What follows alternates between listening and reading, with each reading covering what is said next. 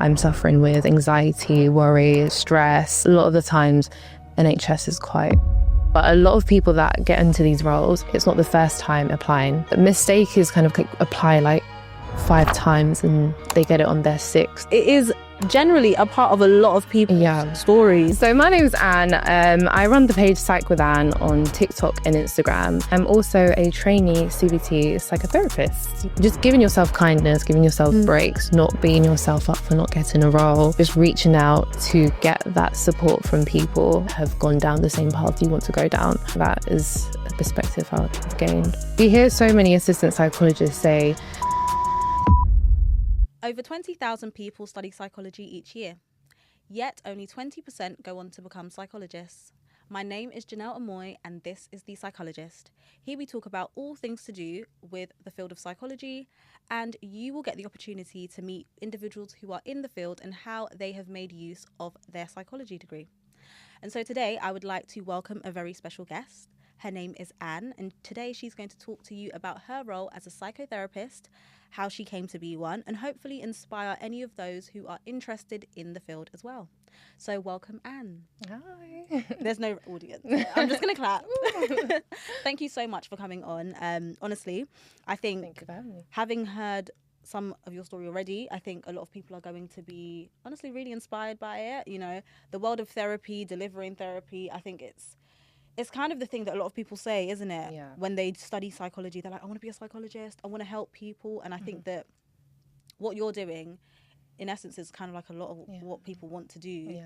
Yeah. Without many of the other titles that people think you need to do it. Yeah. Right? So I know a bit about Anne, but I'm going to give her the opportunity to give you guys an introduction. And I guess it's part of my first question. Who is Anne? So my name is Anne. I run the page PsychwithAnn on TikTok and Instagram, and I provide psychoeducation and mental health advice for people. And I'm also a trainee CBT psychotherapist. Lovely, lovely, lovely. And we want to hear so much more about what that means.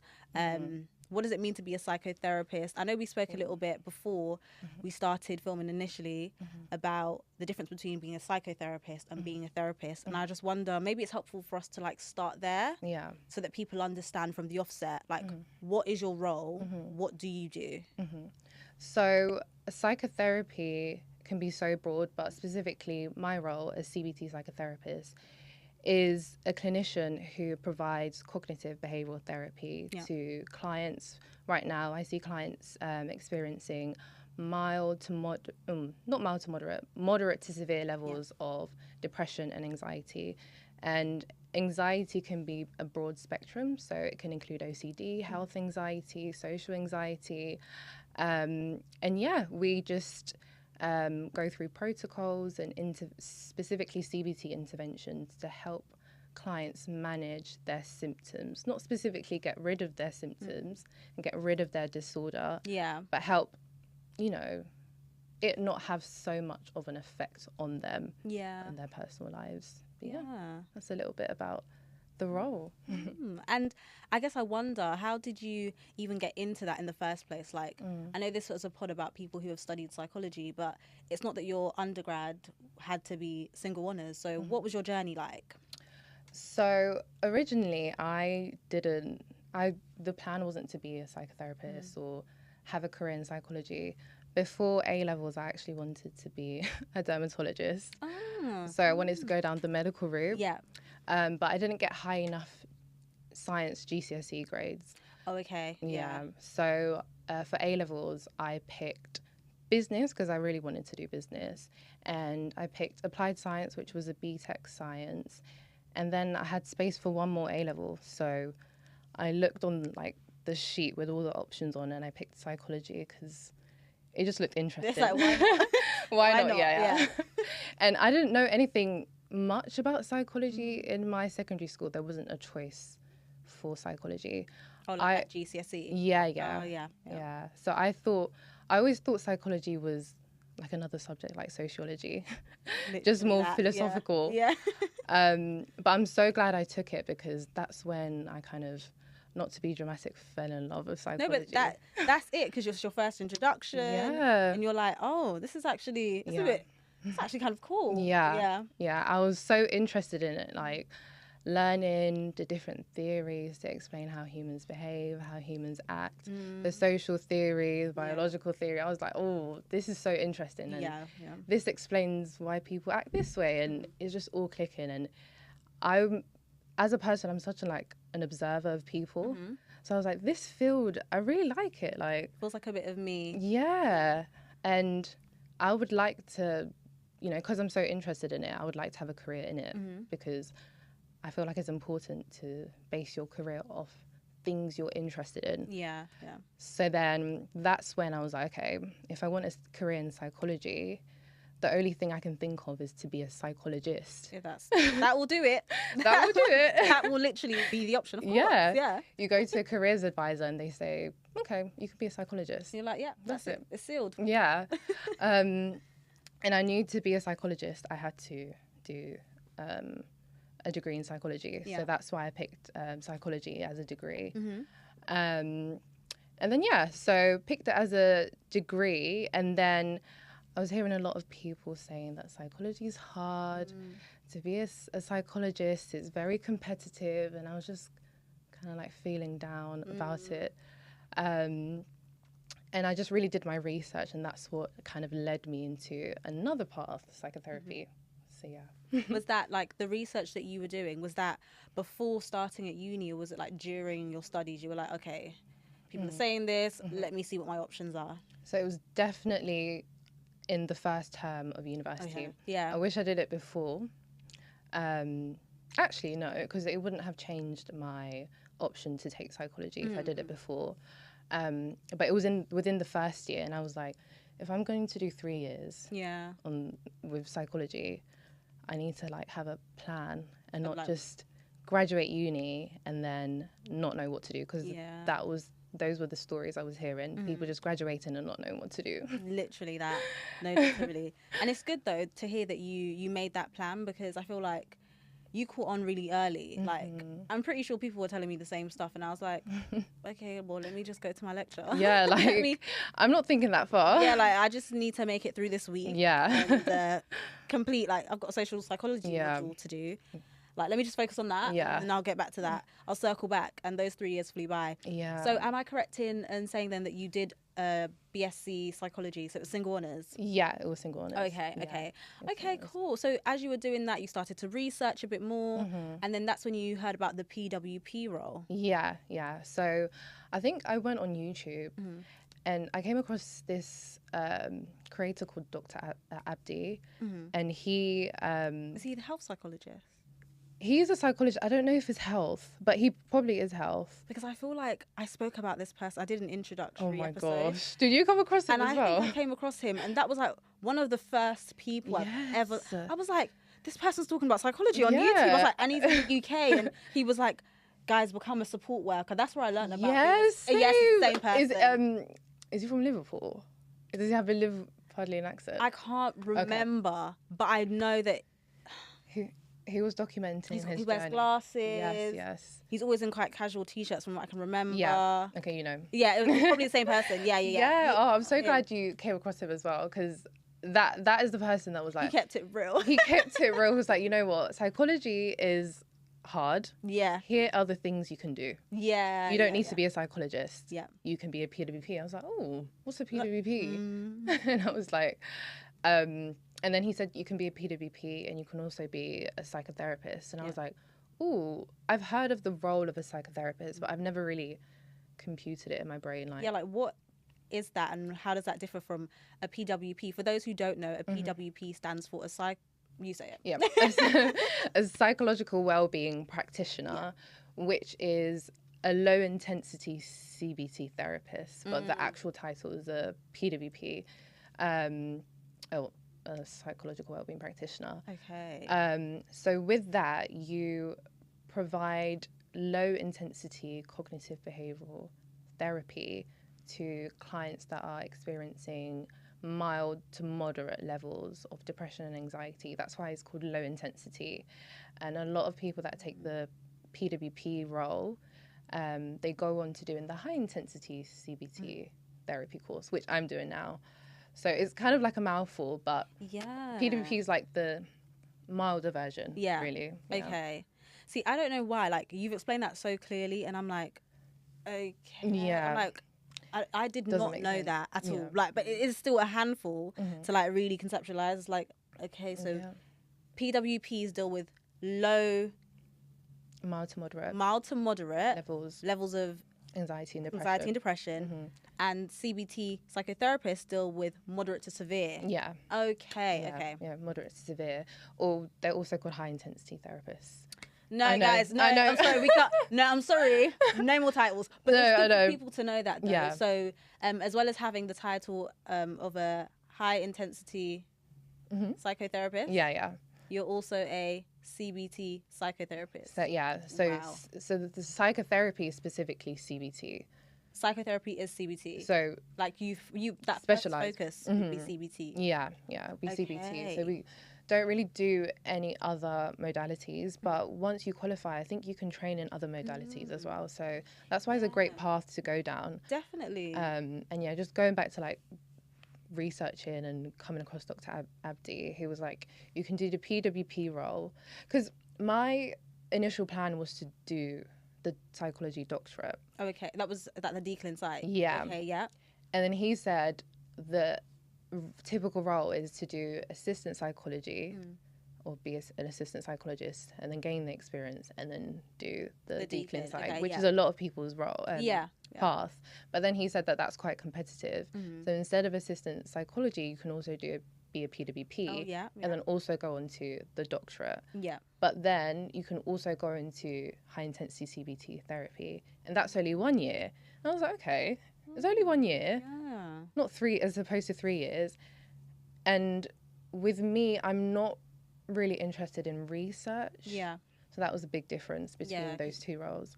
Oh, as in which two roles, sorry? The psychology doctorate. Oh, okay, yes, because they do have to do Yeah. their research, thesis. yeah. Yeah.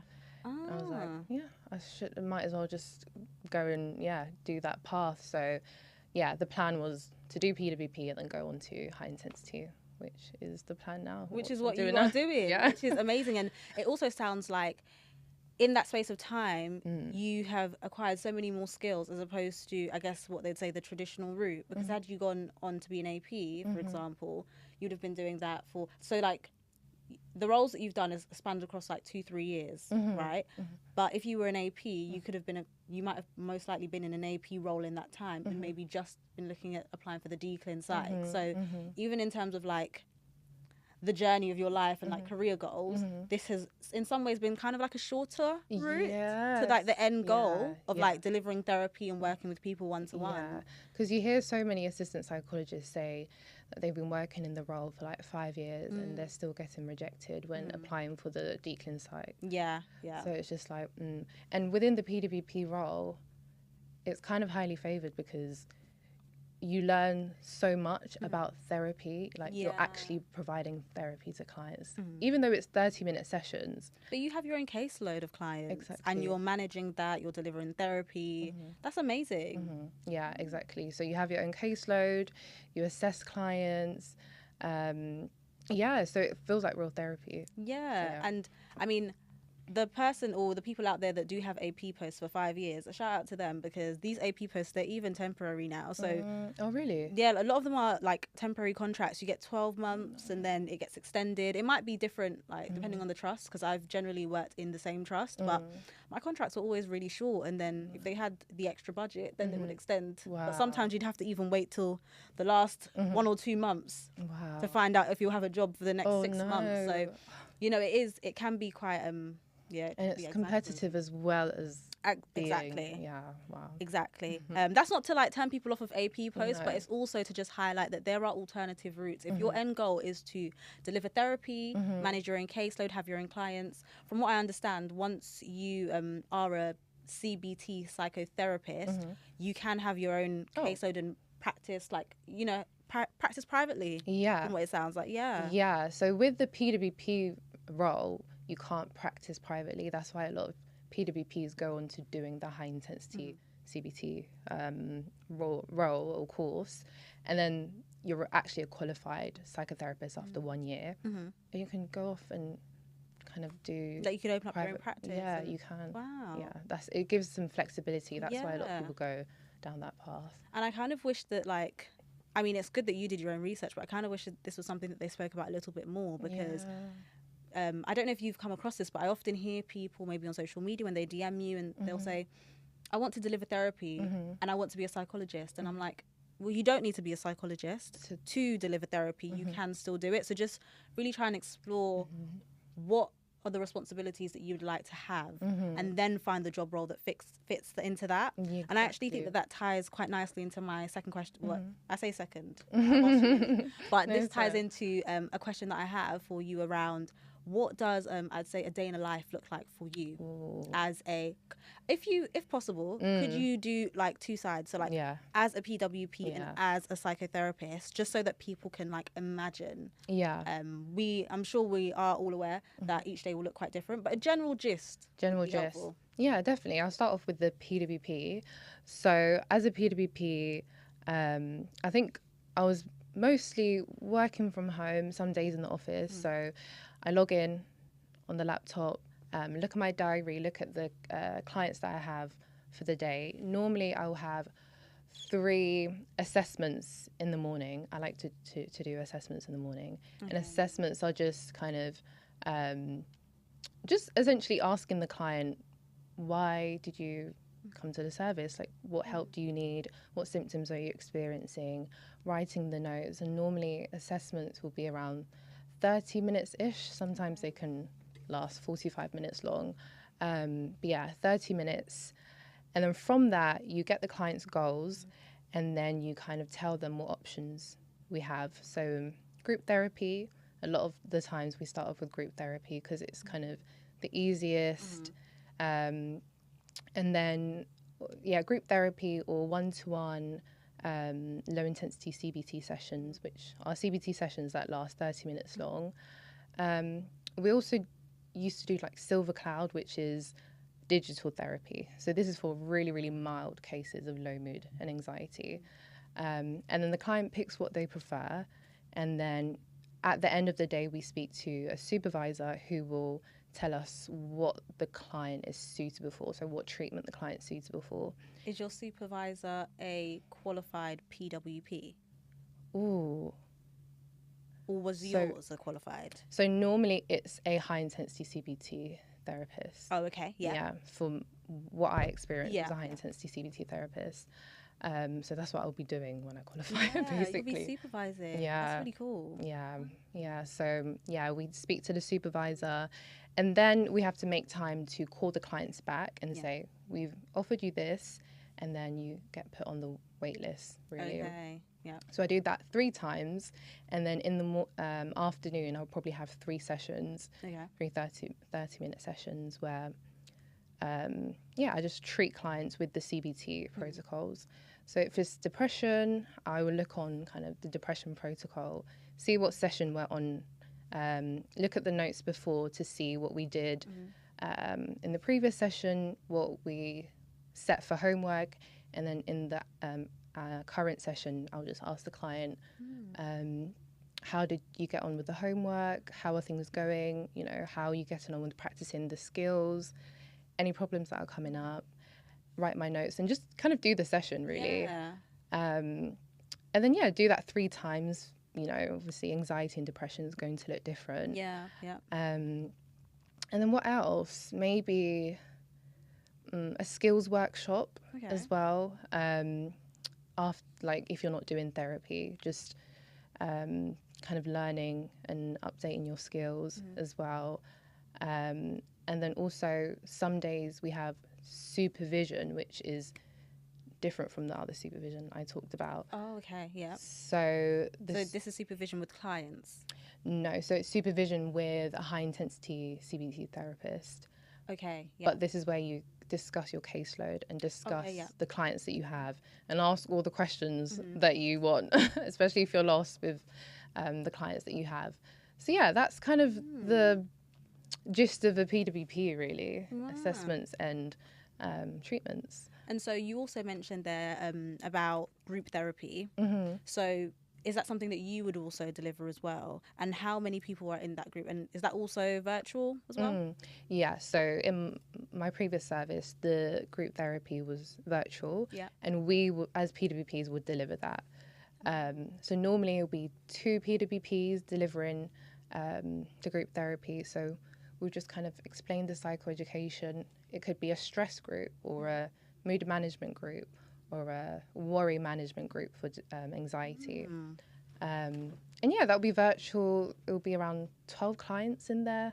12? Yeah. Well, I don't know why I thought you were going to say like just 6 or like 4 people. Oh, no. Really like small and intimate. 12 people? Yeah, there's loads of people. Well, it depends on the service, but a lot of the times NHS is quite, packed up with clients. So 12 is the maximum. Okay, and so when you do deliver the group therapy and with those 12 individuals, is it that you would see them weekly or and how many weeks would that be over? Yeah, so it would definitely be weekly. It will be for an hour long, and then it will span over 6 to 7 weeks. I think depression one was 7. Wow. Yeah, the depression one was 7. And are people like engaging as well and sharing some of their reflections, or is it more just like, we're here, we're going to share the skills with you, you take them away and you apply them, and then we come and feedback? Like, how do people know it's working for them? It's working for them. So it was more us teaching the clients the techniques and tools. The clients definitely could discuss, but it wasn't a space to share like your deepest, darkest secrets. Oh, it'd be like, this is the reason I'm here. Oh, yeah. Like, okay. Yeah. I mean, you can say the reason. I mean, we always did introductions, but you could say the reason I'm here is because I'm suffering with anxiety, worry, stress. But it was more for, let's practice these techniques together. Let's practice the breathing techniques together. Okay. I found that with group therapy, you had to get clients that were really motivated, because a lot of clients want one-to-one. Yeah. A lot of clients don't like groups because it's just, you're with people and people feel like... It can be quite daunting as well. Yeah. And especially like with cases of anxiety. It's like you're already feeling anxious and then you want me to join a group to talk about, well, you haven't asked me to talk about my anxiety, but it's making me more anxious because I don't know these people. But no, that sounds really interesting, and thank you so much for giving that like quite thorough day in the life kind of description, because I think it's quite helpful for people to know what you get up to or what you could get up to. Of course it varies from service to service, but it's helpful to have an idea. So from what it sounds like you did the work it was like hybrid, but I wonder, were there cases where you were also in the office and you did one-to-one, face-to-face? Oh, yeah, definitely. There was definitely times where I did face-to-face. I felt nervous at the beginning of like my PWP career doing face-to-face because I was so reliant on a script. Yeah. And you can't...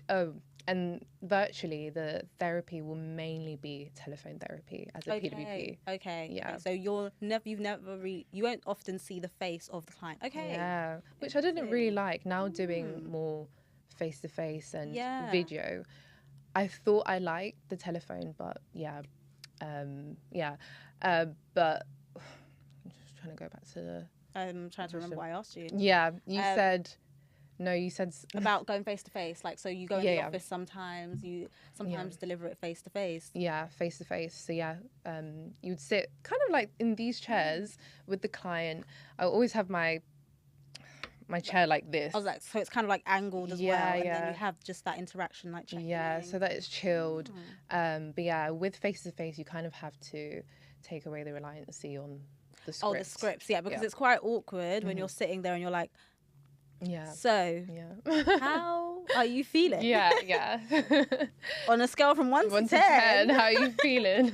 Rate your mood. And then they're like, are you going to write that down? And because I did my notes on my laptop with face-to-face, you kind of have to move the laptop away and make it be personable. So, found it quite difficult at the beginning, but I think later on in my PWP role, I found face-to-face quite easy because I remembered the protocol and what I had to do. So now it's just about having that conversation and then remembering what was said so you can make your notes. That's like the trickiest bit, isn't it? But as long as you write it straight away, hopefully it's okay. Yeah. But no, that's super helpful, and I hope that someone who is listening right now or watching, they can kind of, it's painted a picture of that, of the PWP role. And I like the way you've kind of intertwined it with and compared, I guess, it to the psychotherapist role, because people can see the difference. So it's kind of like I don't know if it's fair to say, is it a step up? Would you describe it as that, or like or is it more of a transition? Because I don't want to say like a step up, like that's at the bottom and then you go above, but or is it more you go from here? You know what's funny?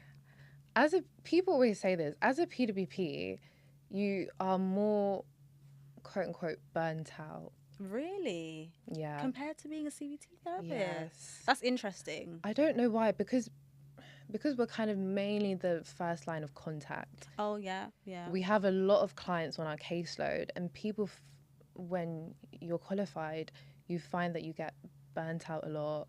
That's the only downside of being a PWP. You're doing assessments back to back, and you've got all of these the caseloads, and you have to call clients back, but then you also have to treatment plan. So I was seeing around, how many clients a week?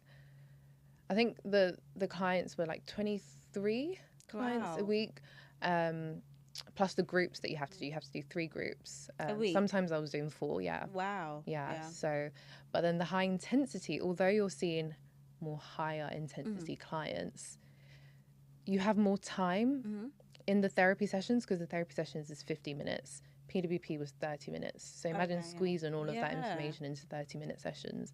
That is a lot. And getting the client to like contain themselves, because you've got another client in 30 minutes. Yeah. And then it's like you've got to then update and be like, okay, make the notes, now understand this is who I'm going to see, and then reflect on the previous session to then discuss what's happening now and then what we'll discuss in the future. Did you set homework as well? Oh, yeah. Although I don't like to call it homework. I know. It feels so like, oh, it's so cringe. Yeah.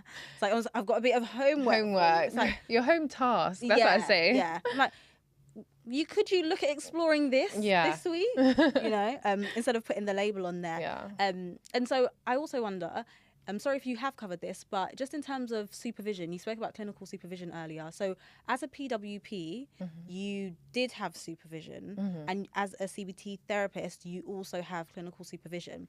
And is that by a qualified CBT therapist as well, whilst you're like doing your training? Yeah. So I'm not quite sure if there's a difference, but it's you're definitely supervised by a qualified CBT therapist, not a trainee. Okay, yeah. But normally it's a senior high intensity CBT therapist. So there are levels to the high intensity. This is I was like, so there's another layer to this that we've got to remember. But hopefully those who are watching or listening are also following, and they actually are beginning to understand the key differences. And I think it's great that you've done both, so that people can see the difference and just know, like, okay, is this what I want to go into, or is it this? And I think it ties nicely into my other question. Could someone, instead of going onto the PWP route first, could they just start off by doing the high intensity CBT therapist role? Yeah, definitely. Okay. So, you can. It's crazy because you can also be a social worker. What? I know. No, Anne. No. It's. I just need a minute. Like, how? I had a social worker message me saying that she has an interview for a high intensity CBT role, and then she got given it. So she's a social worker. You can be a nurse. I know. You can be a nurse that goes into the high intensity CBT role. What else? You can also do support work. Yeah. So I did support work before going to the PWP role because I wanted experience before going on to the PWP role. Yeah. But you can also work as a support worker for a few years and then also go on to the high intensity CBT route. So you don't have to go through the PWP route, but I just think it's just more highly favoured because they're both CBT, so you would have a lot of knowledge in CBT and a lot of practice in CBT. So that's why people go down that path. route. Yeah, and it sounds like, I mean, the way you described it earlier as well is that, like, with your PWP role, you did a lot of the psychoeducation. So you learnt a lot of the skills, you picked up on the jargon, the acronyms and all of those things. And then when you go onto the high intensity route, it's like, it's an addition to what you already know, rather than it just being like, I've been a support worker, yes, I can do this, but the jargon looks quite different and the work I've been doing looks different. So no, that sounds really great. And I guess a lot of people might want to know what other things can they do after becoming a CBT therapist. I know you spoke a little bit about like practicing privately and having your own caseload, but are there other things people can do after as well? Ooh. Or like beyond, maybe if someone was like, I don't want to open up my own practice, what else could they do? You know what? I'm still like researching on things outside of the clinical room. Yeah. As a qualified CBT therapist. So I know you can go into private therapy. Do I know anything else? I wonder, I know you did touch on earlier about being trained in other, so I guess maybe that's something that people could do. Yeah. Well? Yes. Yeah, you're right. So once qualified as a CBT therapist, you don't always have to just practice CBT. You can do training in, I'm trying to remember the other modalities. Let me have I'm going to dig deep into my brain right now. What is that? I think I worked with a CBT therapist who also delivered EMDR. EMDR, yeah. Yeah. We do that at our service, so you can get trained in EMDR. DBT therapy. Yeah.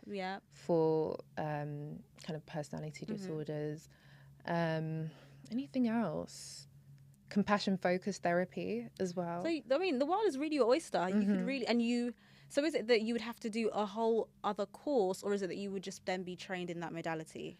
So you don't have to do a whole other course. You can do, they call it CBD. So you can do training in your service as well, practice for a bit, and then you can kind of see clients that need that type of modality. So the world is your oyster, really. And so no, I think that's really useful. I think the other question people would probably want to know is like, how did you even find, like, I know you did the research about the PWP role, but how did you find it? Even breaking it down to, guys, I went on Indeed. Like, people will want to know that. Like, so how did you come across it? The high intensity CBT route or the PWP? Both of them, really. Okay, so after doing my research, I came across the PWP route, and then just really did my research on. I just typed it on the internet. Yeah. What is a PWP? How do I become a PWP? And I think on the internet it said you can gain experience in support work, in becoming a healthcare assistant, because there you're kind of seeing clients with mental health disorders, learning disability, just a whole range, and you're assessing risk as well. So that's how I kind of found out about the PWP role. And then I knew from my research that you can progress onto a high intensity role. So it was mainly through the internet. Yeah. And then also, I think on Instagram, I kind of did my research as well and saw that I saw a couple of people that were high intensity CBT therapists. I also reached out and asked them. So a tip is reach out to people. If you know people that are in the role that you're interested in, reach out, because they will give you that support. So I reached out to people and they said, yeah, I did the PWP role, and then now I'm a high intensity CBT therapist. So I did my research on the internet and through Instagram. Yeah. And see, I like the tip that you gave about just reaching out to people and asking questions, because firstly, it's free. You know what I mean? Like, people are actually willing to give you free advice, and you'd be surprised by how many people can offer suggestions that you probably wouldn't even have thought about. Exactly. And with that PWP course, is it that you applied at a university again, like you would with your undergrad? Yeah. So normally people apply through the university. Oh, like directly? Yeah. And then the university, in your personal kind of statement application bit, they would say, pick your top 2 services that you want to work in. Okay, in like the region that you, okay, yeah. So it won't even be the region, it will be the actual service. So they will have a blah, blah, blah talking therapies, substance talking therapies. Oh, yes. Yeah. And then, so you pick your 2 services, and then once you kind of, you do the interview. Oh, you get an email. Well, I got an email saying that I've been given an interview with the service I picked. It can be your first or second choice. Normally it's your first choice. Okay, yeah. So that's how it's through the university, and then you pick your 2 services. Okay, so like someone that was looking for this role, they would literally go onto Google, type in PWP course, in the UK or whatever, like, and then the universities where that course is available will be there. Yeah. And then they will just apply, and then through the application process, they will be able to select the service. Yeah.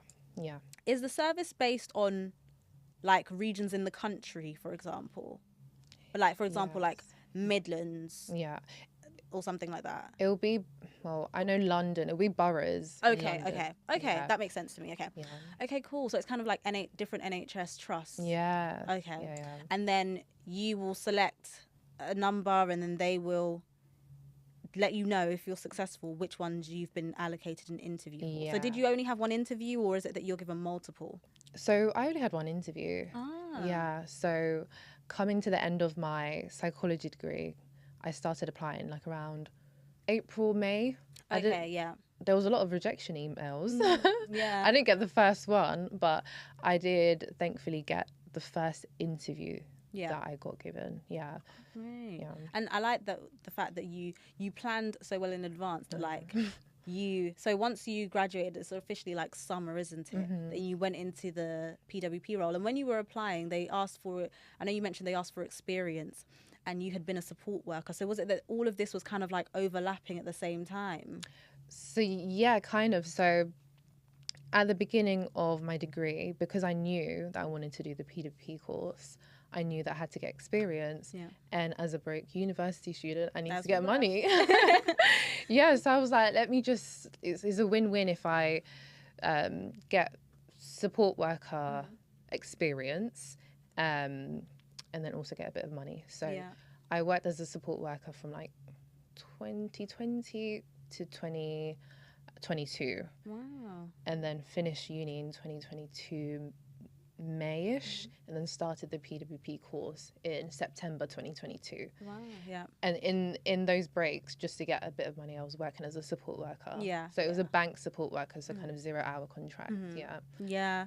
And I mean, that will do it. You know, I really appreciate support worker roles because it gives you that flexibility whilst you're studying, you're managing like everything that comes with being at university, all whilst still like trying to avoid becoming an unemployed graduate. Yeah. So no, that sounds great. And hopefully I think that will help a lot of people paint a really good picture of what their options are. So thank you so much. I'm just gonna have a quick whiz through to just make sure that I've covered everything, which I actually thought that we have. But I just want to talk a little bit about some of the early career mistakes that you feel that you could talk about it from the PWP perspective or the high intensity CBT therapist perspective. What are some of the early mistakes that people make when they're either trying to pursue a career in this field or as PWPs or psychotherapists? I would say, I think the main one for me is comparing yourself. Especially as a psychology student, you see people go onto these roles so fast. Fast. That's a big, fast. It seems fast, but a lot of people that get into these roles, it's not the first time applying. So the mistake is kind of comparing yourself and also not giving yourself grace. Also kind of accepting that first rejection email as a sign to not go down this psychology path. Yeah. Because it can be discouraging, can't it? Exactly. It makes you feel like, okay, maybe psychology isn't for me. Maybe I don't have enough experience. Maybe they were right. Yeah, exactly. Maybe it is very competitive. Yeah. I'm not involved. Yeah. But don't take that as a sign to say, no, I'm not going down that path. If you really do enjoy psychology and you want a career in helping people, therapizing people, then definitely keep applying whilst getting that experience, because the more experience you get, the higher your chances are of getting the role.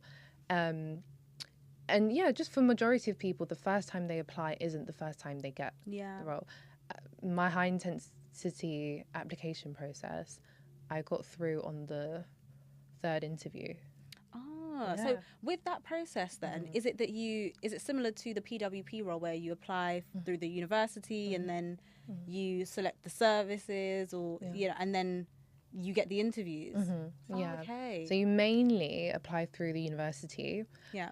The role I have now, I applied through the company website because I Okay, saw it yeah. on Google, but then I also had to do an interview with the university. Yeah. So the university is always going to be involved. Wow. Yeah, yeah, yeah. Wow. No, that's really, I think that's really interesting, because I think sometimes when you acquire the experience, you think, I did what you guys said. Yeah. So Why am I not getting the role? Like, No, what else do I need to like, do? no, literally, you told me to do this. Yeah. I did it, and then some. And it can be frustrating, isn't it? Absolutely. And I also wonder, how did you manage that? Like, how did you deal with the frustration? Because obviously life is still happening. The world is still spinning. Yeah. People around you, maybe they're progressing in, in other areas in their career and stuff. How did you manage that?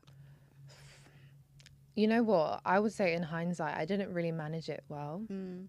Because my plan was 3 years as a PWP, then after 3 years, as soon as the 3 years is up, go into the high intensity role.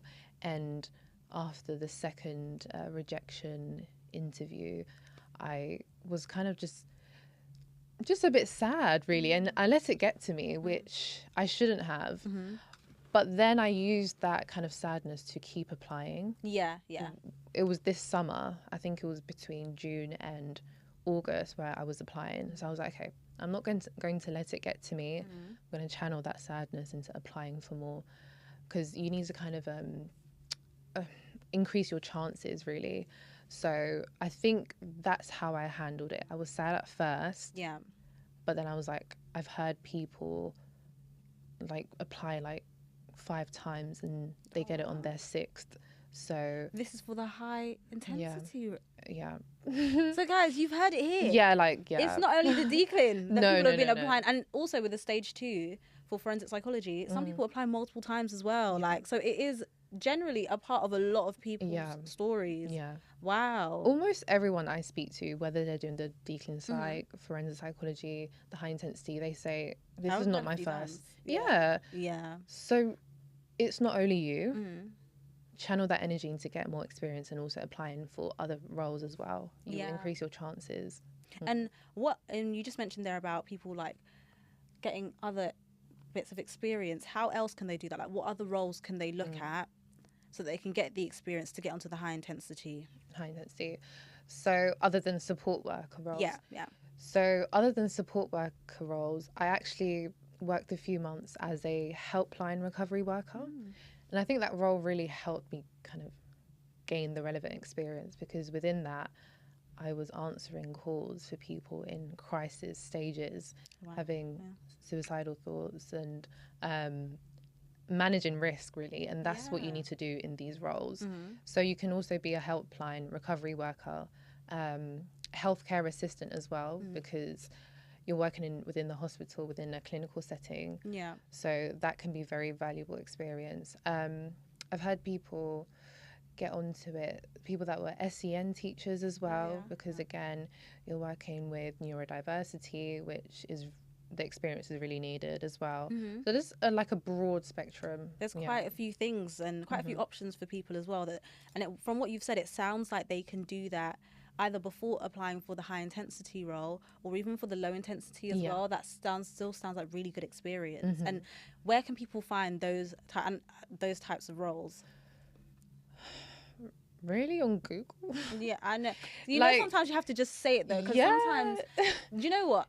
When we say it out loud, it's like, well, of course, Janelle, but it's like, no, you have to say it out loud, because trust me, when you're feeling low and you're like, I've been applying, they keep rejecting me, you're thinking, where are they hiding these jobs then? No, they're not hiding it. It's actually on Google. No, it really is. I had Google alerts on, like I turned the job alerts on. So every new role that would come in, I would see it. And also I had an NHS alerts on as well. Okay. So you can go on NHS jobs, Indeed, obviously, and Google, because Google has a whole range. Google will send you loads of different things, but I guess NHS jobs will really just I guess, like tailor it to health-related, mental health-related roles. Yeah. So it's really just Google. There isn't any like. There's no secrecy to it. special place, guys. There's no special cave. Yeah. That, you know, where people are hiding the psych roles. They're generally just Yeah. online, and you just keep searching. And you spoke about like looking for the roles. Was this something that you did like each day? Was it at least weekly? Like, Yeah. but it was each day. I'm smiling because I was looking at it daily. This is me. See, No, I didn't know. like- I was so excessive. Like I was No, like that's all I could think about. literally wake up. Okay, what job am I applying for today? All right, SEN assistant. Let's go. The next Honestly, day, I think I'm gonna lived be a and teacher. breathed it this summer. Like I said, I must get onto this course. Literally. So I was applying literally like every day. Yeah. And that's kind of how you have to be. I mean, do you know what?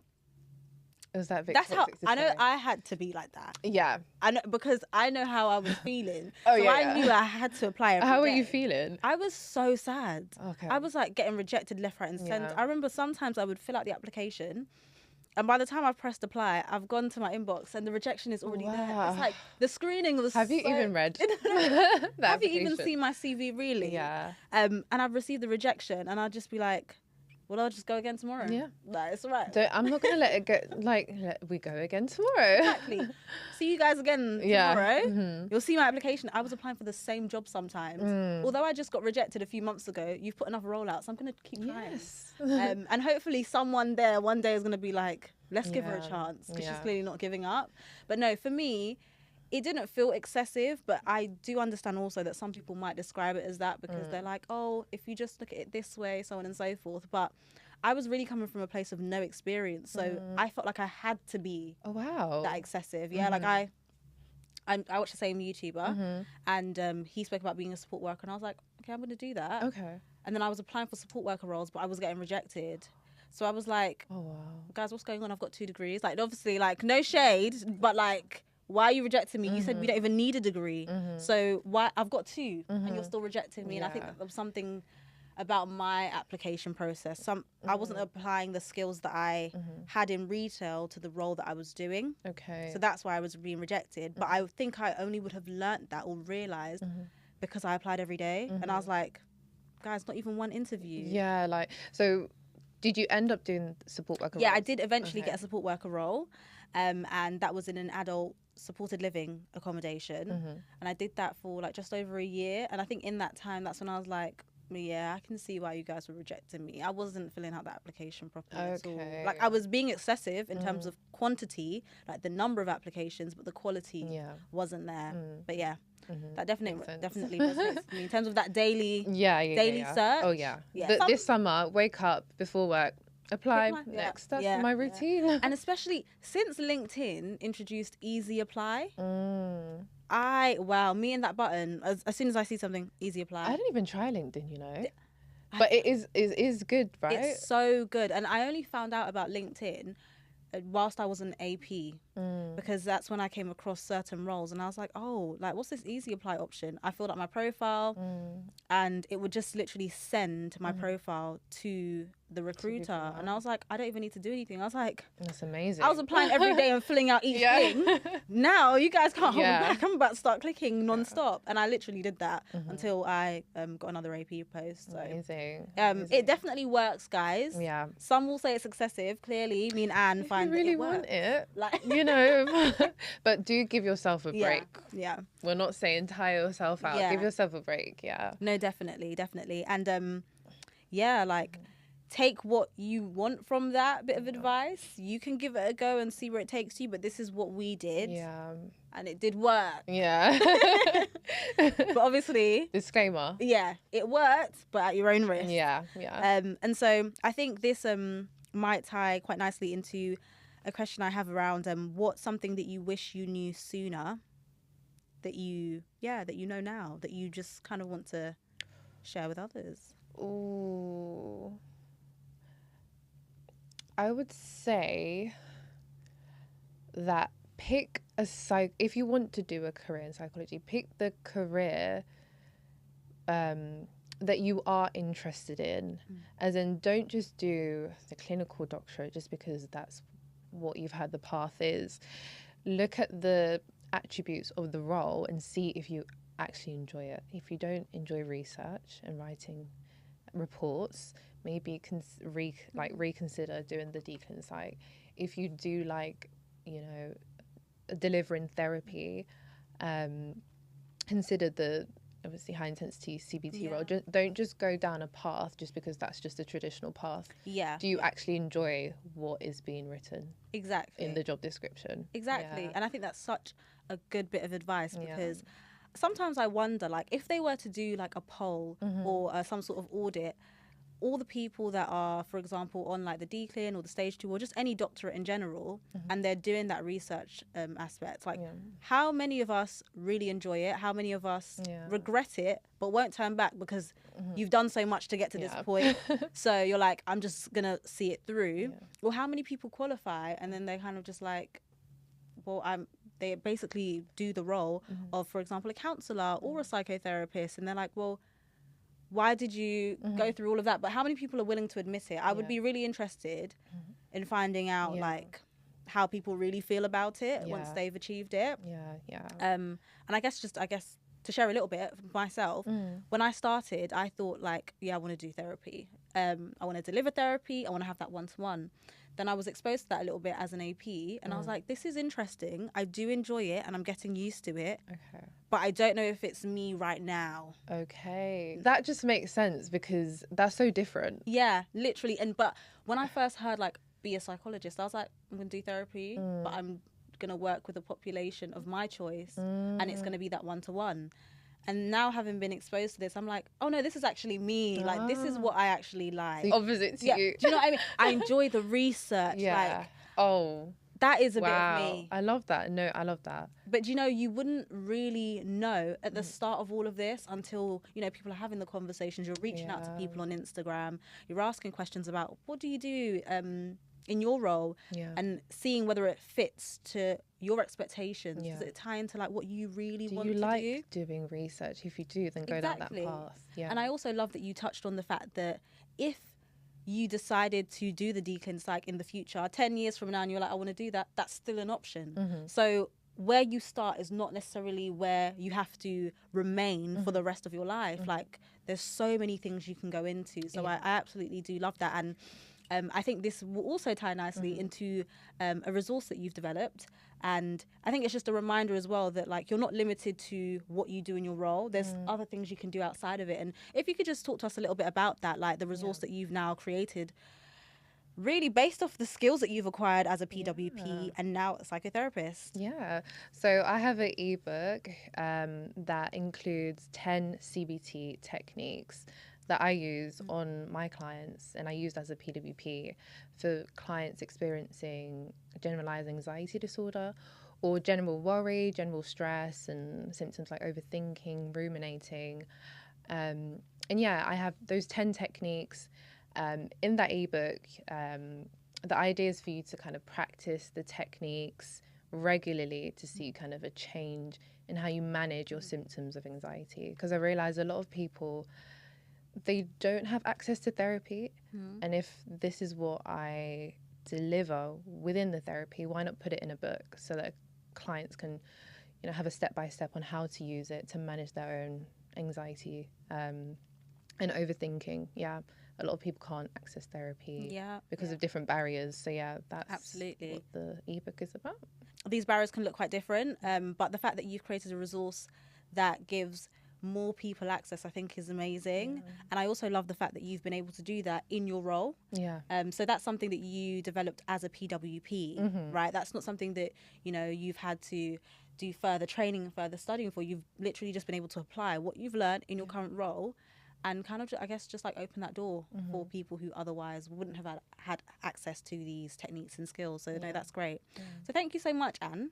Thank you. I feel like you have...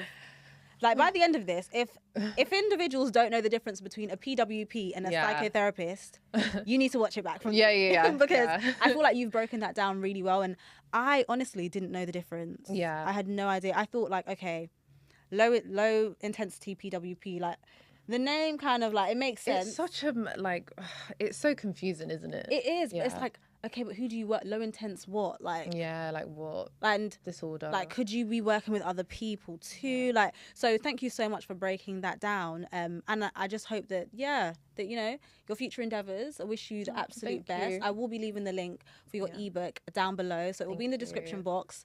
But if you're listening, it will still be in the description box.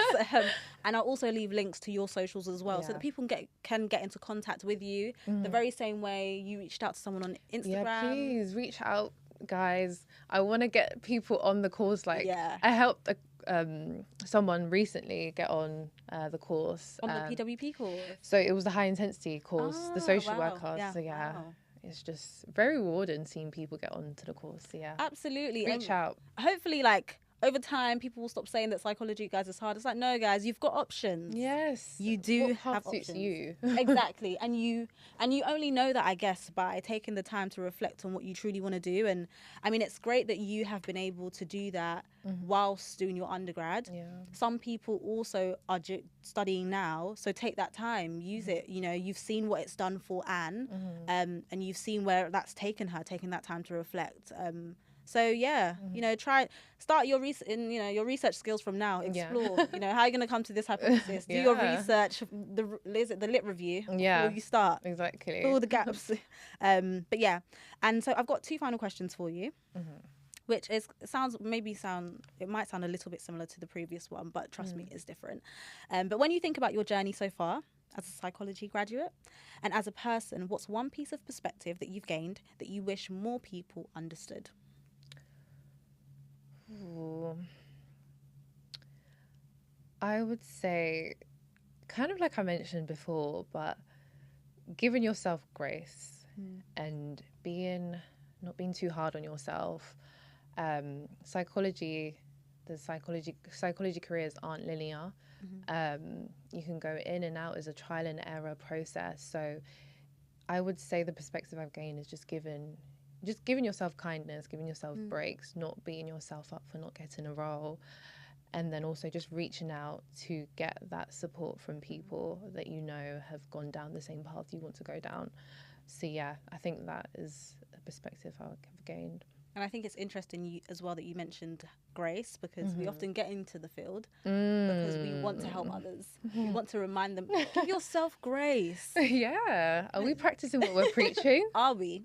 Are we really? Because we're in the corner beating ourselves up like, oh, I messed this up. I'm not good at this. Will I ever get to this goal? But you want to work with people and encourage them to do that. So that's definitely some really good food for thought. Thank you. And there's actually another guest after you. And you won't know their job role, but you will know that they have started off in the field of psychology. You don't know their current job title. But what's one question that you would like me to ask them? I would say, working in the field of psychology, how are you taking the time to look after your own mental well-being and mental health? I'm interested to see how that person's going to answer how are you doing the self-care? How are you keeping yourself on track? Yeah, it is. And look, we both started off studying psychology at undergrad. And we're both in different industries, and we've both acquired different skills, you know, and we're both doing things, most importantly, doing things that we enjoy. And I hope that that's really come out this episode, that, you know, you find the job title that fits your passion and what you want to do, as opposed to, this is the role, I'm going to do everything in my power to just get there. Because you might be disappointed at the end goal. So thank you so much for giving us your time, honestly, and really appreciate it. Thank you so much. And so this is just a reminder for anyone that is watching or listening now. Please don't forget to like, comment, share and subscribe. If you have any questions, any further questions for Anne, please reach out to her. She is on Instagram. She is also on TikTok as well. Also, don't refrain from asking questions. No question is a silly question. No. And she, from what she said as well, like, she's more than happy to help. So please do reach out, guys. Make good use of it. My name is Janelle Amoy, as a reminder, and this is The Psychologist. Thank you, Anne.